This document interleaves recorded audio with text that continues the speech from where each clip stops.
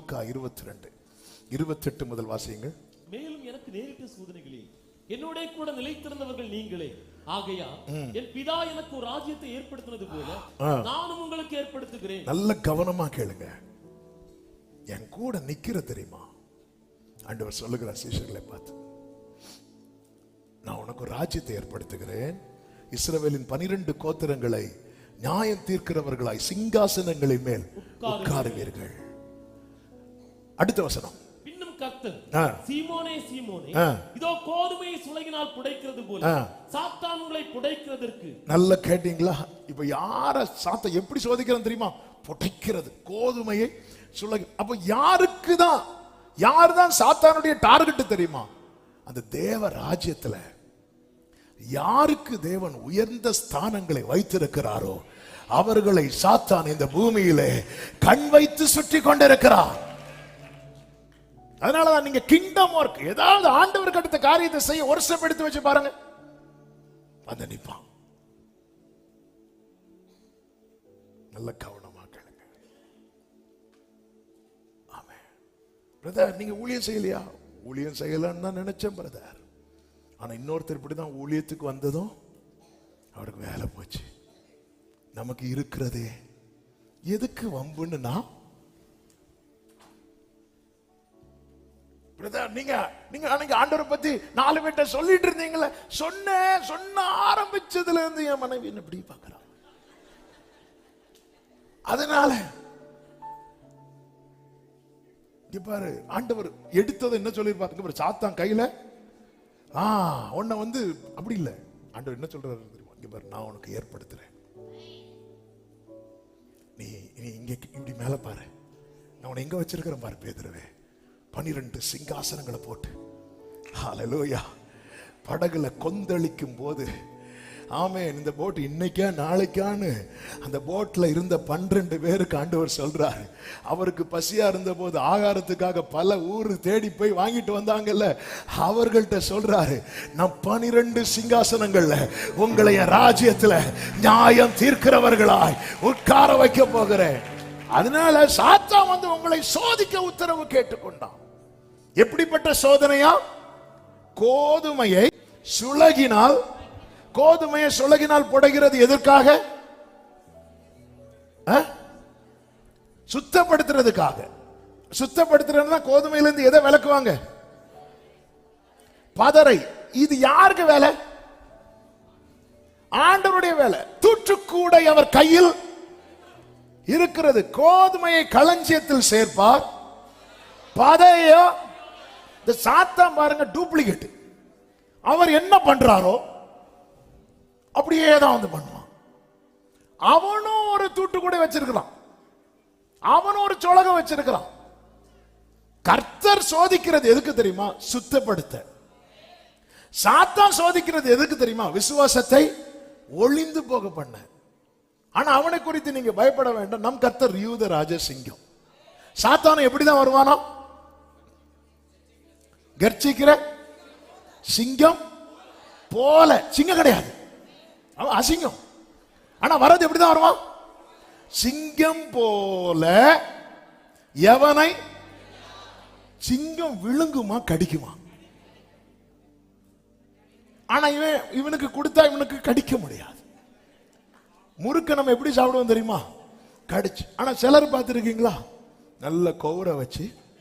ஏன்னா இவன் சிங்கம் போல வந்தாலும் இவனுக்கு என்ன முடியாது? ஏன் கடிக்க முடியாது? சிலுவையில அவன் தலையை நசுக்கிட்டான், சாத்தானுடைய பற்களை தகர்த்து போட்டான். பெரிய தேவனை ஆராதிக்கிறோம். அவர் சொல்றார், பேதுருவே, நீ திரும்பி வருவ. சேனைகளின் கர்த்தரும் செயல்களில் வல்லவர். கையை தட்டி பாடுங்க. ஆமென்.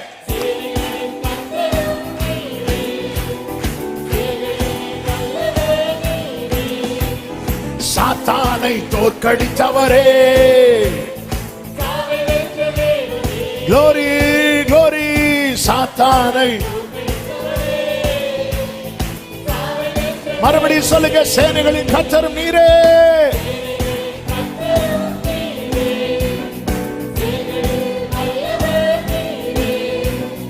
மலதனரா. ஓ glory. சாத்தானை தோற்கடித்தவர், சாத்தானை தோற்கடித்தவரே. ஹalleluya ஹalleluya. சாத்தானை தோற்கடித்தவரே. யாருண்டு யாருண்டு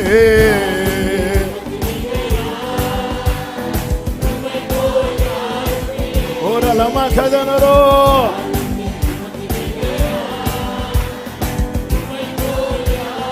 ஆமென் ஆமென் ஆமென். நீர் ஒருவரே உன்னதர், ஒருவரே பரிசுத்தர், ஒருவரே ஆராதனைக்குரியவர்.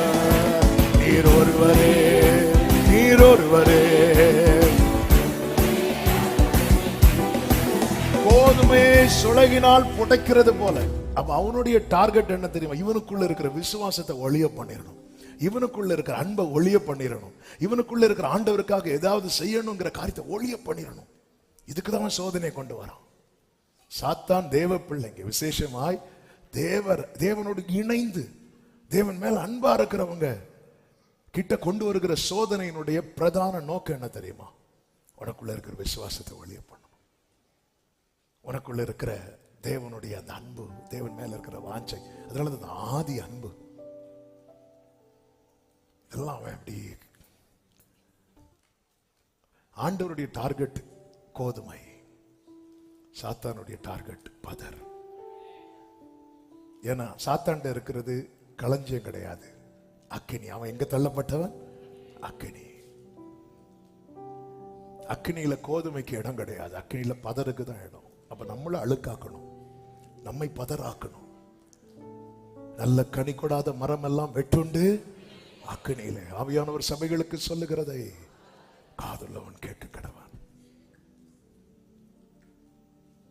அதனாலதான் ஆண்டவர் சொல்லுகிறார், என்னிடத்தில் திரும்புங்கள் என்று சொல்லுகிறார். ஏன் நிக்க முடியல பல சோதனைகள்? இவ்வளவு ஸ்ட்ராங்கா இருந்த, இவ்வளவு ஆண்டவருக்காக நின்ற பேதுருவுக்கு ஏன் நிக்க முடியாம போச்சு? பேதுருவுக்கே நிக்க முடியலன்னு வரும்போது இது எவ்வளவு பெரிய சேலஞ்சான காரியமா இருக்கிறது. நம்ம ஆண்டவருக்காக படகு நிறைய மீனை வேண்டான்னு தூக்கி போட்டு வந்தவர். கடல்ல இயேசு தனியா நிற்கும் போது இறங்கி நிற்கிறார்.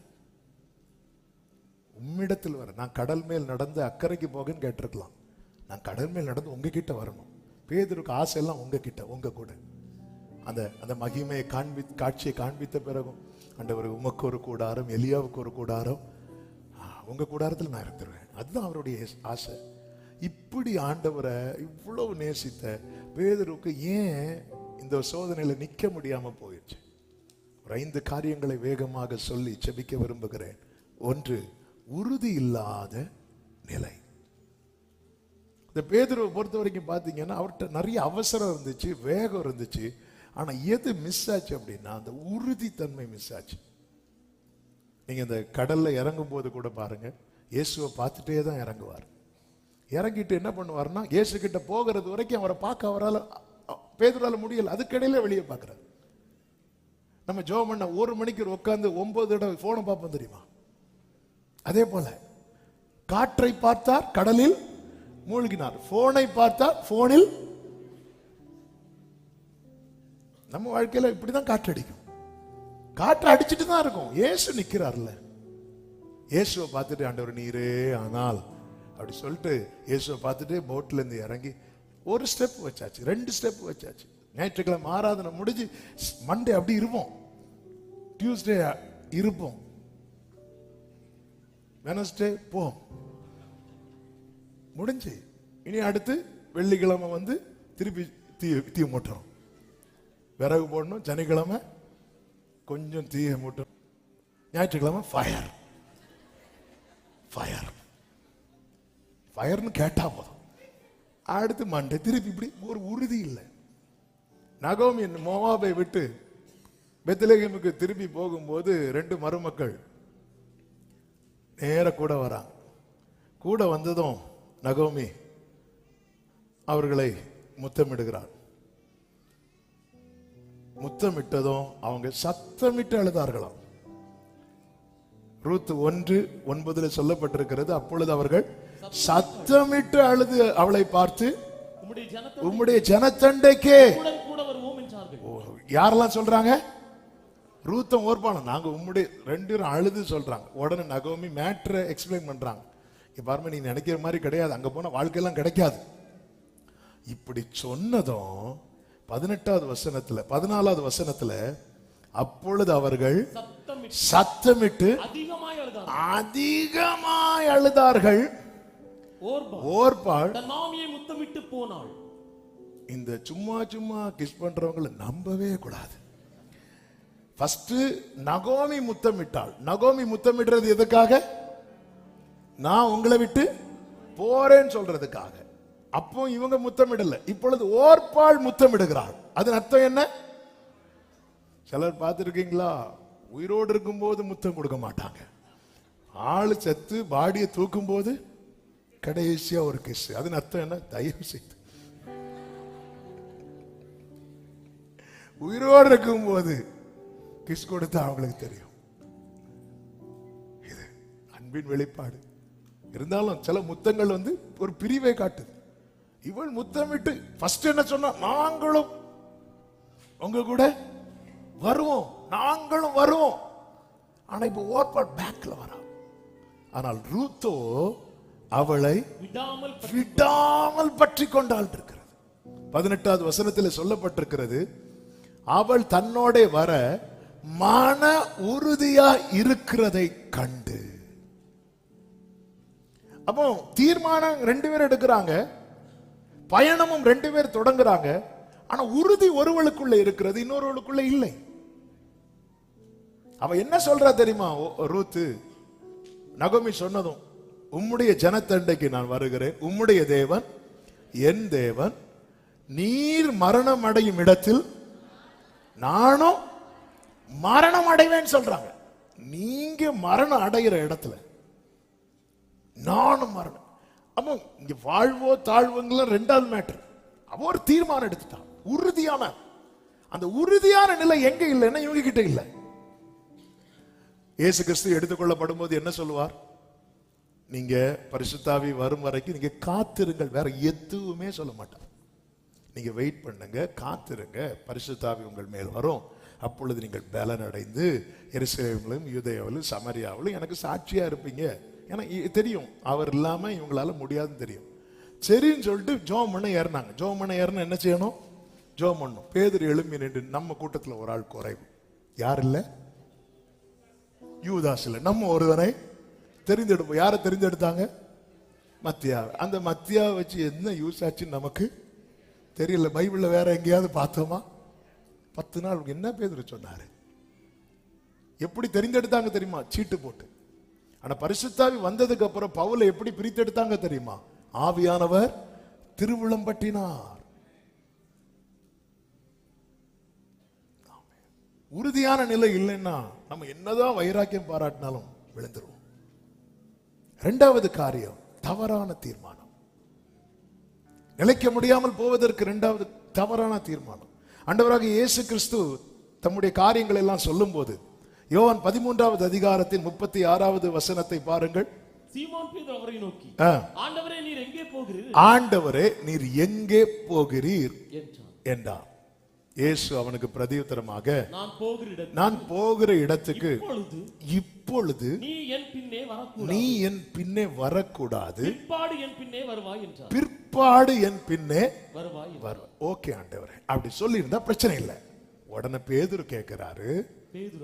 பேதுரு அவரை நோக்கி, ஆண்டவரே நான் இப்பொழுது உமக்கு பின்னே ஏன் வரக்கூடாது? உமக்காக என் ஜீவனையும் கொடுப்பேன். பேதுரு, நான் வந்தது எனக்காக உன் ஜீவன் வாங்குறதுக்கு இல்ல, உனக்காக என் ஜீவனை கொடுக்க. இந்த இயேசுக்கு ரோலை நம்ம எடுக்கவே கூடாது. நான் ஏன் வரக்கூடாது? இப்படி சொன்னதும் அடுத்த வசனம், இயேசு அவனுக்கு பிரதியுத்தரம், எனக்காக உன் ஜீவனை கொடுப்பேன். ஜீவனே கொடுக்க போற, இரு வா. சேவல் கூறதுக்கு முன்னாடி நீ என்னை 3 தரம் மறுதலிப்பாய் என்று கேட்டு வாங்கினாரா? எத்தனை இப்படி கேட்டு வாங்கிட்டு இருக்கிறோம்? தவறான தீர்மானம். அதாவது காட்ஸ் வில்ல 2ஆ பார்க்கலாம். Perfect will, permissive will. தீர்மானிக்கப்பட்ட காரியம், அனுமதிக்கப்பட்ட காரியம். தீர்மானிக்கப்பட்டதுன்னா அந்த திட்டத்தை போடும்போது நம்முடைய ஆலோசனை உள்ள கிடையாது, அது ஏற்கனவே தீர்மானிக்கப்பட்டது. ஆனா அனுமதிக்கப்பட்டது இருக்குல்ல, அதுல நம்முடைய பிடிவாதங்கள் இருக்கும், நம்முடைய விருப்பங்கள் இருக்கும். ஆண்டவர் சில நேரத்தில் ஓகேம்பார். இப்போ லோத்துவை கர்த்தர் என்ன பண்ணுவார்னா, தூதர்களை விட்டு சோதமை விட்டு கையை பிடிச்சு அவனை வெளியே இழுத்துட்டு என்ன சொல்லுவார், அந்த மலைக்கு ஓடிப்போ அப்படி சொல்லி இவன் ஓடி போயிருந்தா பிரச்சனை இல்லை. லோத்து உடனே சொல்றார், ஆண்டவர் அது என்னால முடியாது, நான் இந்த பட்டணத்துக்கு போறேன், சோவாருக்கு போறேன், அந்த பட்டணத்துக்கு போறேன். உடனே கர்த்தர் என்ன செய்வார் தெரியுமா, அனுமதிக்கிறார். இப்ப லோத்தை பொறுத்த வரைக்கும் கர்த்தர் சொல்லிதான் நான் இங்க வந்தேன்னு தான் சொல்லுவார். ஆனா கர்த்தர் தீர்மானித்து அல்ல, கர்த்தர் அனுமதித்து. அப்படி போன இடத்துலதான் லோத்தின் மனைவி என்ன பண்ணாங்க, உப்பு தூணானாங்க. அதுக்கப்புறம் அவங்க அங்க இருந்தாங்களா, இல்ல, திருப்பி மலைக்கு போறாங்க. சுத்தி வளைச்சு கரைசில கர்த்தர் சொன்ன இடத்துக்கு தான் வந்து நிற்போம். ஆனா நம்ம எப்படி யாரை பிளேம் பண்ணுவோம்? இந்த நகோமி உண்மையிலேயே தேவனுக்கு பயந்தவங்க தான், தேவனிடத்தில் ஜெபிக்கிறவங்க தான். எப்படி சொல்றோம்னா, மோவாபில போய் பஞ்சம் தேசத்துல இருந்த பிறகும் மோவாபில போய் தன் மருமக்கள் இடத்துல யாரை பத்தி ரொம்ப பெருசா பேசுறாங்க தெரியுமா, தேவனை பற்றி. அதனாலதான் ரூத்து சொல்றாங்க, உம்முடைய தேவன் என் தேவன். அப்ப தேவனை பத்தி ரெண்டாவது தான் ஜனங்களை பத்தி பேசுறாங்க. அப்ப கண்டிப்பா ஆண்டவர்கிட்ட கேட்டுட்டு தான் போயிருப்பாங்க. ஆண்டவரே ஆண்டவரே நான் ஆண்டவரே என்கிட்ட பேசும் ஆண்டவரே, நான் மோவாபுக்கு போட்டுமா, என்ன ஆண்டவரே பேச மாட்டேங்கிறீங்க, நான் மோவாபு போட்டுமா, பேசவே இல்லையா ஆண்டவரே, பேசும் ஆண்டவரே, பேச மாட்டேங்கிறீங்களே. நியாயாதிபதிகளுக்கு இருக்கு, ஆண்டவரே உனக்கு இருக்கிற பலத்தோட போ ஆண்டவரே என்னோடு.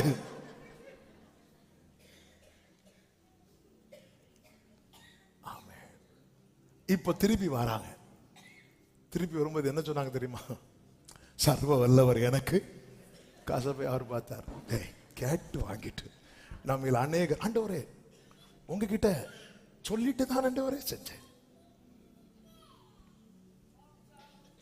சொல்லிட்டு தானே. அனுமதிக்கிறார், சில காரியங்களை அனுமதிக்கிறார். ஆனா அது ஏற்கனவே தீர்மானிக்கப்பட்டதா. பேதுரு வராத பிற்பாடு வருவேன்னு சொன்னது அவன் இருந்திருக்கணும். எப்படி மற்ற சீச்சர்கள் ஓடி போய் எங்கெங்கிருந்து தூக்கிட்டு வந்தாருன்னு நமக்கு தெரியாம சைலண்டா மறைக்கப்பட்டதோ, பேதுரு மேட்டரும் மறைஞ்சிருக்கும். நான் ஏன் வரக்கூடாது? ஆண்டவட்ட எனக்கு கீ இருக்குல்ல கையில, சிலர் கையில கீ கிடைச்சிட்டுனா இந்த பரலோகத்தின் திறவுகோலை வச்சு வாங்கினதுல இருந்து இப்படி இடக்கு முடக்க தான் பேசிட்டு இருப்பார். ஆண்டவர் இவைகள் உமக்கு சம்பவிக்கவே கூடாது. ஆண்டவர் எங்க போகிறீர்? நான் ஏன் வரக்கூடாது? ஒரு கீய இங்க கொடு, நாம இருந்தா வாங்கியிருப்போம். நான் ஏன் வரக்கூடாது? சில தவறான தீர்மானம். இந்த தவறான தீர்மானத்தினுடைய விளைவு என்ன தெரியுமா? ஆண்டவர் வராதுன்றாரு, இவன் போக தீர்மானிக்கிறான். லூக்கா 22:54 சொல்லப்பட்டிருக்கிறது, அவர்கள் அவரை பிடித்த பின்பு பிரதான ஆசாரியனுடைய வீட்டிலே கொண்டு போய்விட்டார். பேதுரு தூரத்திலே பின் சென்றான். யாருக்கு பின் செல்லுகிறான்? இயேசுவுக்கு தான் பின் செல்லுகிறான். ஆனா இங்க என்ன நடக்கிறது? ஒரு தூரம், ஒரு டிஸ்டன்ஸ், ஒரு இடைவெளி, ஒரு இடைவெளி. ஆண்டவர் இப்ப அலோவ் பண்றார். ஆண்டவர் என்ன பண்ணிருக்கலாம் தெரியுமா? அந்த சீஷர்களை, இந்த சேவர்களை பார்த்து பின்னாடி ஒருத்தன் வரான் விரட்டி விடு சொல்லியிருக்கலாம். மல்கூஸ்டே சொல்லியிருக்கலாம். மல்கூஸ் காதை வெட்டினே வரான், கத்தி அப்படி காட்டு ஓடிடும். அனுமதிச்சிட்டார். ஏன்னா தீர்மானிக்கப்பட்ட காரியத்தை தட்டி விட்டு, ஆண்டவரே ஆண்டவரே ஆண்டவரே நான் ஏன் வரக்கூடாது, ஆண்டவர் நான் ஏன் வரக்கூடாது, சரிப்பா வா, கர்த்தர் என்னை அனுமதித்து விட்டார். ஆனா என்ன ஆகுது தெரியுமா? ஆண்டவருக்கு அவனுக்கு இடையே ஒரு தூரம். அவன் உண்மையிலே அவன் ஒரு ஒரு ஒரு சீஷனாய் தான் பின்பற்றுகிறான், இயேசுவை தான் பின்பற்றுகிறான், எல்லாம் கரெக்ட் தான். ஆனா ஏதோ ஒரு தூரம் இருக்கிறது. ஆராதனை கட்டாகல, ஜெபம் கட்டாகல, ஆனா ஏதோ ஒரு டிஸ்டன்ஸ். என் லைஃப்ல என்ன நடக்கிறது? தீர்மானிக்கப்பட்டது. தீர்மானிக்கப்பட்டது நிறைவேறினா என்ன உண்டாகும் தெரியுமா? நீ பத்ம தீவுல இருந்தாலும் அவர் பக்கத்துல இருப்பார். நீ 7 மடங்கு அக்கினியில இருந்தாலும் அவர் பக்கத்துல இருப்பார். எல்லாம் எல்லாம் எல்லாம் எல்லாம் எல்லாம் ரைட்டு. தீர்மானிக்கப்பட்ட காரியத்தை தட்டி விட்டு ஏன்னு கேள்வி கேட்டு வாங்கி வச்சிட்டு இருக்கிறோமே. ஜனங்கள் கேட்டு வாங்கின ராஜா சவுல், தேவன் தெரிந்தெடுத்து கொடுத்த ராஜா தாவீது. நீ கேட்டு வாங்கினது உன் பார்வைக்கு சூப்பரா இருந்தாலும் சவுலை விட பல மடங்கு பெஸ்ட், பெட்டர் எல்லாம் சொல்லலாம். யார தெரியுமா? தாவீது. நம்முடைய லைஃப்ல நிறைய காரியங்கள் ஆண்டவர்கிட்ட போராடிட்டு இருக்கிறோம். தீர்மானிக்கப்பட்டது நடக்கட்டும் நினைக்கிறவங்க உறவாடுவாங்க. தீர்மானிக்கப்பட்டதல்ல வேற வேற வேறன்னு சொல்றவங்க போராடுவாங்க. தவறான தீர்மானம். 3, ஜெபம் இல்லாத ஜீவியம்.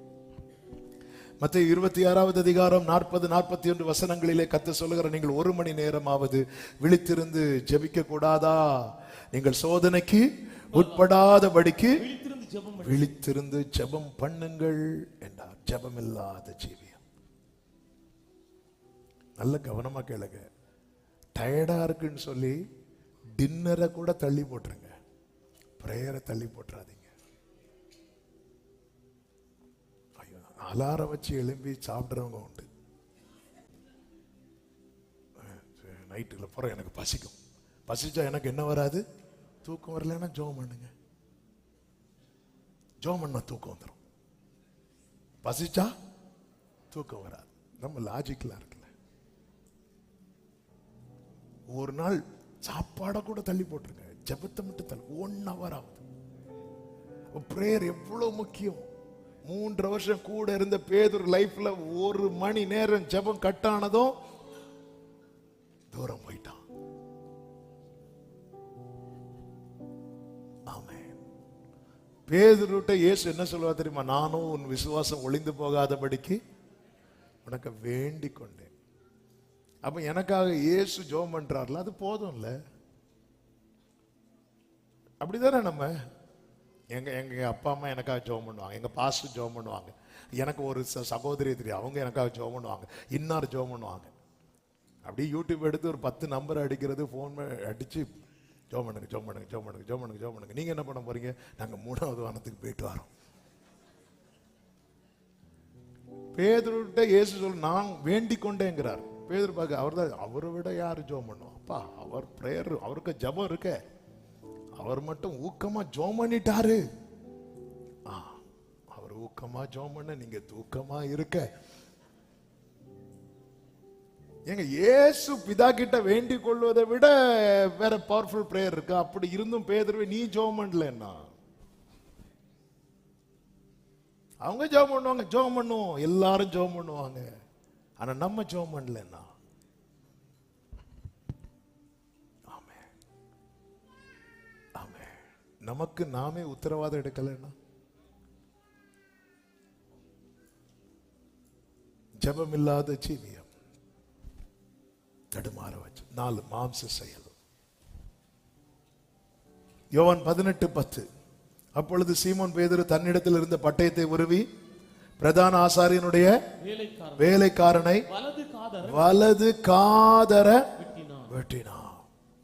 இந்த மீனை பிடிச்சதும் சைடை வெட்டி பழக்கம், ஆளை பிடிச்சதும் ஒரு வெட்டு.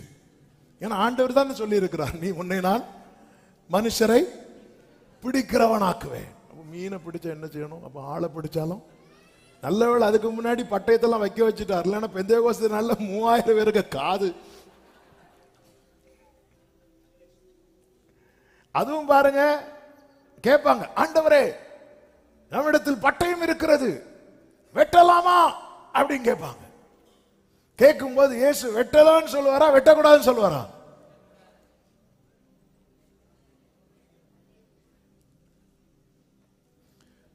உண்மையில அவர் ஒண்ணுமே சொல்லல.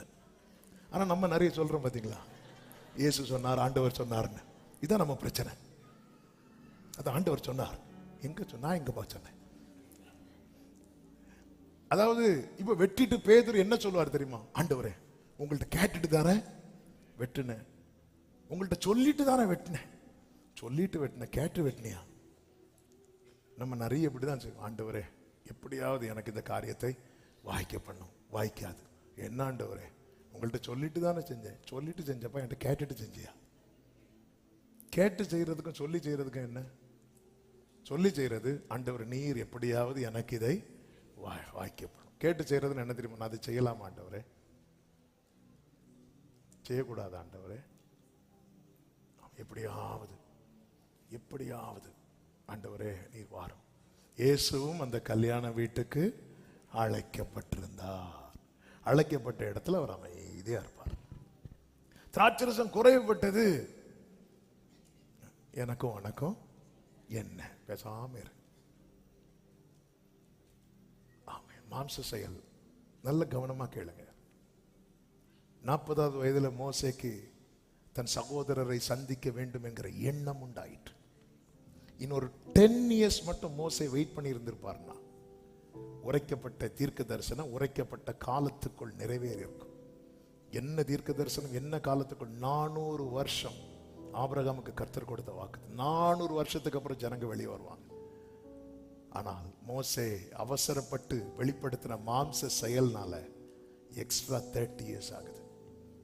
40 வயசு எகிப்தில் இருக்கிறார். அடுத்த 40 வருஷம் மோசே வனாந்திரத்துல நிக்க முடியல. மாம்ச செயல எண்ணம், நல்ல எண்ணம், நல்ல எண்ணம், ஆனா வெளிப்படுத்தினது மாம்ச செயல்னால நிக்க முடியாம போயிட்டு. திரும்ப மோசே வரணும்னா மோசே அழிக்க நினைச்ச எல்லாரும் அழியணும், இல்லாம வர முடியாது. அதுக்கு 40 இயர்ஸ் ஆச்சு. அதுக்கு 40 இயர்ஸ் வச்சு பார்க்கும்போது இஸ்ரவேலர்களுக்கு கொடுக்கப்பட்ட 400 வருஷம் தாண்டி எக்ஸ்ட்ரா 30 வருஷம், 430 வருஷம். அப்ப எக்ஸ்ட்ரா 30 வருஷம் கஷ்டப்பட்டதுக்கு காரணம் யாரு? மோசே வெளிப்படுத்தின அந்த ஒரு மாம்ச செயல். நம்முடைய வாழ்க்கையில பல தாமதங்களுக்கு காரணம் என்ன தெரியுமா? நமக்குள்ள நல்ல எண்ணம் தாங்க இருக்கு, நன்மை செய்யணுங்கிற எண்ணம் இருக்கு. ஆனா நம்ம வெளிப்படுத்துகிற மாம்ச செயல்னால எத்தனை காரியங்கள் நமக்கு நிக்கவே முடியாது. இன்னைக்கு ஒருத்தங்களை பகைக்கிறோம், பகைச்சு அவங்களுக்கு அகைன்ஸ்டா ஏதோ பேசிட்டோம். அந்த ஆத்மாவுக்கான சுவிசேஷத்தை கர்த்தர் நம்மை கொண்டு சொல்வதற்கு ஏற்கனவே கர்த்தர் தீர்மானிச்சு வச்சுட்டாருன்னு வைங்களேன். அவங்க எப்படி ரட்சிக்கப்படுவாங்க? ஆண்டவர் தெரியும்ல, ஆண்டவர் செட் பண்ணி அது நடக்கிறத வெயிட் பண்ணுவார். மோசே கிட்ட சொல்லுவார்ல, உன் கையால உன்னை கொண்டு நான் கொண்டு வருவேன். மோசே என்னை வேற யாரையாவது அனுப்புங்க அப்படி சொன்னதும், ஏன் வேற ஆரோன் இருக்கிறது ஆண்டவருக்கு தெரியாதா? மோசே போனது அந்த இடத்துல ஆரோனை வச்சு கரெக்டா உரைக்கப்பட்ட காலத்துக்குள்ள ஜனங்களை வெளியே கொண்டு வர வேண்டியதானே? இல்ல, கர்த்தர் வெயிட் பண்றார். நம்ம ஒருத்தங்களை பகைக்கிறோம், நம்ம சகோதரர்களை பகைக்கிறோம், நம்ம குடும்பத்தில் உள்ளவங்களை பகைக்கிறோம், அதாவது நம்ம பக்கத்து வீட்டில் உள்ளவங்க அவங்க ரட்சிக்கப்படாதவங்களா இருப்பாங்க. அவங்களுக்கான ரட்சிப்பின் சுவிசேஷத்தை நம்ம வயல தான் வச்சிருப்பார். நம்ம தான் அந்த அப்பத்தை கொண்டு போடுகிற காக்கா. நமக்கு தெரியாது. நம்ம என்ன வந்தாலும் நான் இவங்கள்ட்ட பேச மாட்டேன். ஆண்டவர் பாப்பார். எசேக்கியேல்ட்ட சொல்லுவார்ல, அவன்கிட்ட சொல்ல வேண்டியது நீ சொல்லாம அவன் செத்துட்டான், அந்த ரத்த பலியனா உன்கிட்ட கேட்பேன் அப்படின்னு. நீ சொல்லியும் அவன் திருந்தாம போயிட்டானா அந்த ரத்த பலிக்கு நீ நீங்களாக்கி இருப்ப. இந்த தவறான முடிவுனால நிக்க முடியாம போயிட்டு. நல்ல ஒரு செகண்ட் யோசித்து பாத்தீங்களா?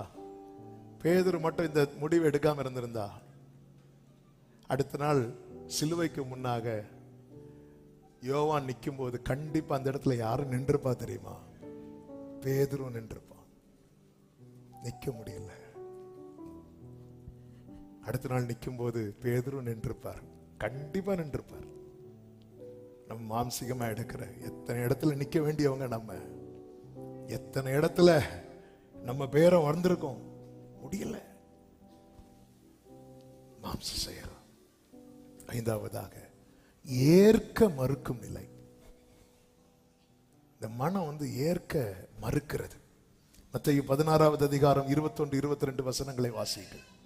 அது முதல் இயேசு தாம் எருசலேமுக்கு போய் மூப்பராலும் பிரதான ஆசாரியராலும் வேத பாரகராலும் பல பாடுகள் பட்டு கொலையுண்டு 3ஆம் நாளில் எழுந்திருக்க வேண்டும் என்பதை தம்முடைய சீஷர்களுக்கு சொல்ல தொடங்கினார்.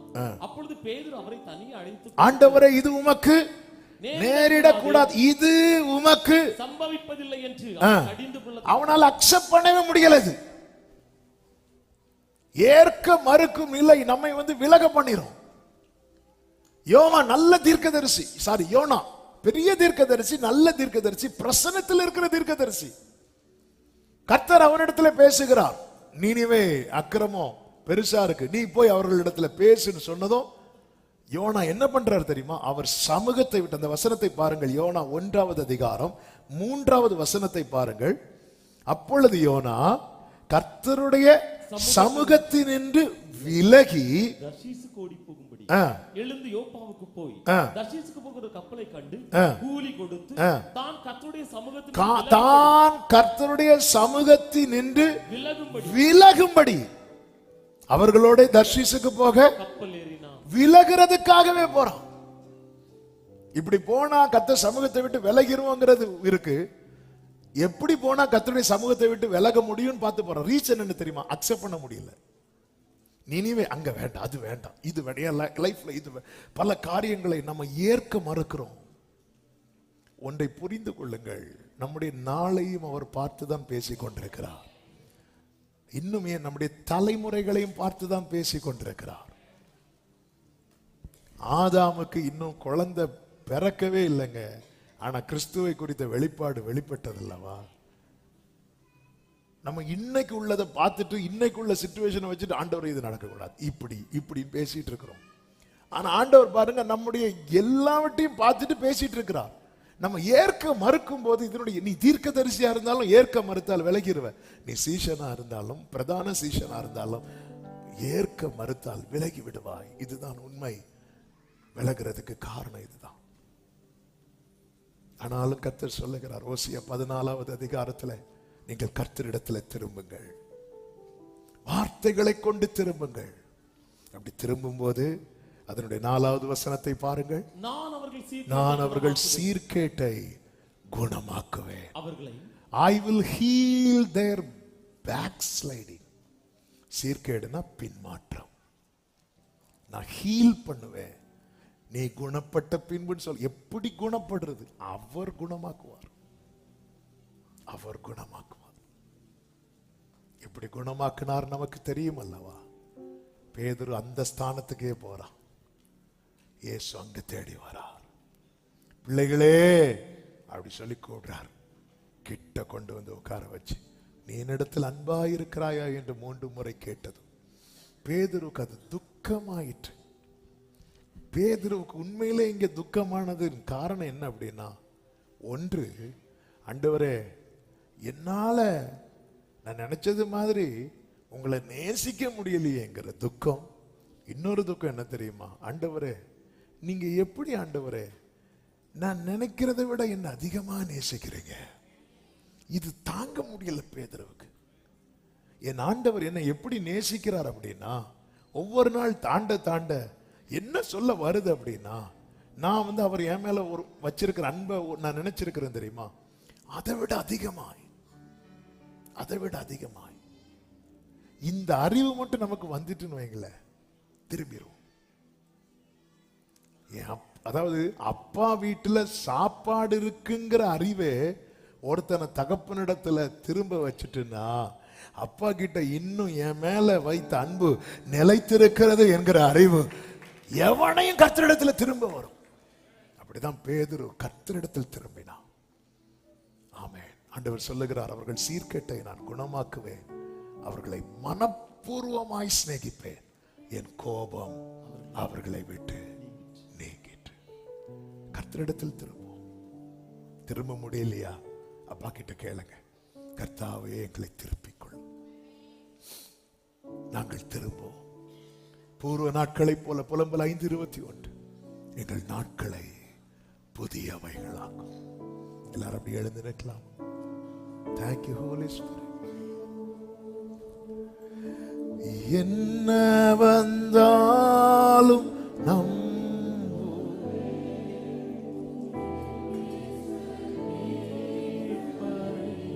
யார் கைவிட்டாலும்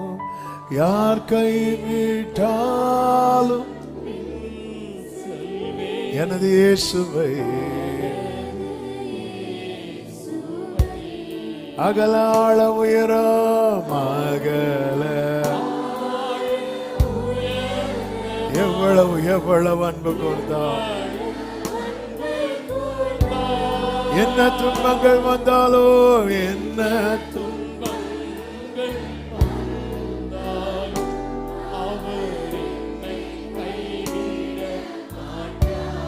என்ன துன்பங்கள் வந்தாலும், என்ன இயேசு என்னை கைகளை உயர்த்தி காக்கும் வல்ல மீட்பர், காக்கும். கைவிட மாட்டீங்கப்பா.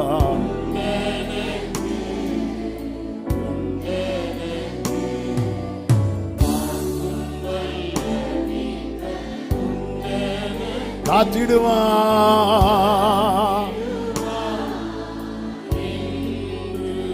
காத்திடுவான். ஒரு விஷயம், வலது கரத்தை வானத்துக்கு நேராக உயர்த்தி இடது கரத்தை இருதயத்தில் வைத்து நாம் எடுக்கிற பல தவறான தீர்மானங்கள் அல்லேலூயா நமக்கு சரியானதுதான் தோன்றும். ஆண்டவர், என் வாழ்க்கையில நீர் தீர்மானித்த காரியம் மாத்திரம் நிறைவேறுவதாக என்ற அர்ப்பணிப்போடு விட்டுக் கொடுக்கலாம். நீர் தீர்மானித்தது, நீர் தீர்மானித்தது, நீர் தீர்மானித்தது. ஹல்லேலூயா. நீர் என்ன தீர்மானித்தீரோ, எதை தீர்மானித்தீரோ அது மாத்திரமே, அது மாத்திரம். நான் கேட்டேன்னு ஒண்ணு எனக்கு செய்ய வேண்டாம்ப்பா. நீங்க நினைத்து வச்சிருக்கிறீங்களேப்பா, நான் இதை திட்டம் பண்ணினேன்னு சொன்னீங்களேப்பா, அந்த திட்டம் பண்ணது என் வாழ்க்கையில, என் தலைமுறைங்க வாழ்க்கையில நடப்பதாக என்று சொல்லி விட்டு கொடுக்க பார்க்கலாம், நடப்பதாக என்று சொல்லி ஒப்பு கொடுக்க பார்க்கலாம். ஹல்லேலூயா. கர்த்தாவே உம் கரத்தில், கர்த்தாவே உம் கரத்தில் நான் களிமண் போலாரே, உந்தன் இஷ்டம் போல் மனைந்திடோ. கர்த்தாவே உம் கரத்தில் நான் களிமண் போலாரே, உந்தன் இஷ்டம் போல் மனைந்திடோ. என்னை நாளும் கர்த்தாவே உம் கரத்தில், கர்த்தாவே நான் களிமண் போலானே, உங்க இஷ்டம் போல வரைந்திடுங்கப்பா. என்னை என்னாலும் நடத்திடும். ரெண்டு கரங்களை உயர்த்தி இயேசுதேவா அர்ப்பணித்தே, என்னையே நான் அர்ப்பணித்தே. ரமமலதரே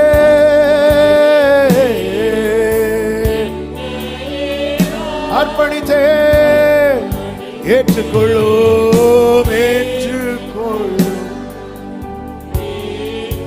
என் இதயம் வாசம் பண்ணுமப்பா. ஹல்லேலூயா. ஏற்றுக்கொள்ளும், ஏற்றுக்கொள்ளும். என் இதயம் வாசம் பண்ணும். ஹல்லேலூயா. நல்லவரேன்னு சொல்லுவோம். நல்லவர், வல்லவரே, உமக்கு ஆராதனை. ஹல்லேலூயா. ஆராதனை. ஹல்லேலூயா. ரட்சகரே இயேசுநாதா, ரட்சகரே இயேசுநாதா.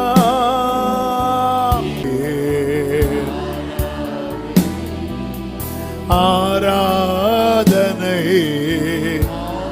கடைசியா எல்லாரும் கைகளை செய்து ஹல்லேலூயா பாடி முடிக்கலாமா?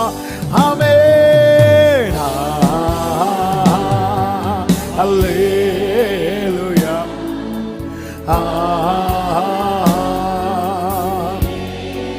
glory.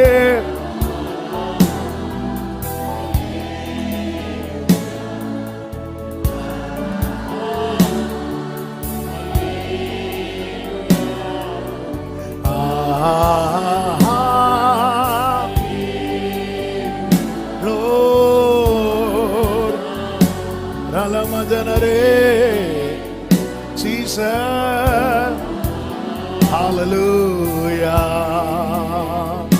ஆமென். நல்ல கரங்களை தட்டி ஆண்டவருக்கு மகிமை, கர்த்தருக்கு எல்லா மகிமை கனமும் துதியும் ஸ்தோத்திரங்கள். ஆமென் ஆமென் ஆமென். பரிசுத்த பிதாவே, நல்ல தகப்பன், நன்றியோடு மை துதிக்கிறோம். இந்த மாதத்தின் கடைசி ஞாயிற்றுக்கிழமை பரிசுத்த ஆராதனைகளை எங்களை கிருபையாய் அழைத்து கொண்டு வந்து பாட துதிக்க ஆராதிக்க வைத்து செபிக்க வைத்து எங்களோடு பேசினீர். நீர் எங்கள் மேல் வைத்த அன்பு எவ்வளவு பெரியது. உடைய அன்பு மாறாது. எஸ் லார்ட், எங்களை குணமாக்கும், திருப்பி கொண்டு வாரும், நிலைத்திருக்கப்படும், கடைசி வரை உம்மோடு நிலைத்திருக்கணும், உம்மில் நிலைத்திருக்கணும். ஒவ்வொருவரையும் அப்படியே நடத்தும். எங்கள் வாழ்க்கையில் இருக்கிற சீர்கேட்டை குணமாக்கும். பூர்வ காலத்தில் இருந்தது போல எங்கள் நாட்களை புதியவைகளாக்கும். ஒவ்வொருவரையும் அப்படியே ஆசீர்வதிங்க.